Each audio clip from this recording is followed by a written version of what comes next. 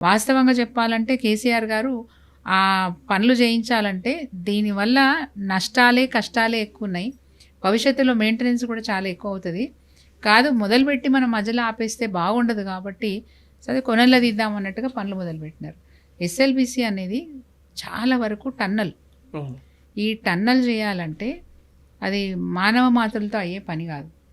అప్పటికీ ఏది tunnel drilling machines మనకు బయట నుంచి వచ్చినాయి. ఆ బయట నుంచి వచ్చిన మిషన్స్తో చేస్తున్నాం. వాళ్ళు వేరే దేశాల నుంచి పట్టుకొచ్చినారు. అప్పుడు వైఎస్ రాజశేఖర రెడ్డి గవర్నమెంట్ ఉన్నప్పుడే పట్టుకొచ్చినారు. ఆ టీఎంబీలను మనం డిస్టర్బ్ చేయకుండా వాటితోనే పని చేయించాలనుకున్నాం. ఒక్కసారి అది పాడైపోతే, లోపల ఉన్న మిషన్ కనుక పాడైపోతే అది ముందుకు పోదు, వెనక్కి రాదు, వెనక్కి వచ్చే స్కోప్ ఉండదు. దాన్ని ఏం చేయాల్సింది, మళ్ళీ ఆ కంపెనీ వాళ్ళు వచ్చి, ఆ విదేశాల్లో ఉన్న కంపెనీ వాళ్ళు వచ్చి దాన్ని బాగు చేసి మళ్ళీ నడిపించాలి. బాగు కాదు అనుకున్నప్పుడు దాన్ని అక్కడే డిస్మాంటిల్ చేసి సైడ్కి తవ్వి ఆ టన్నల్లోంచి దాన్ని పక్కకు నెట్టేసి ఇంకో మిషన్ లోపల తీసుకుపోవాలి.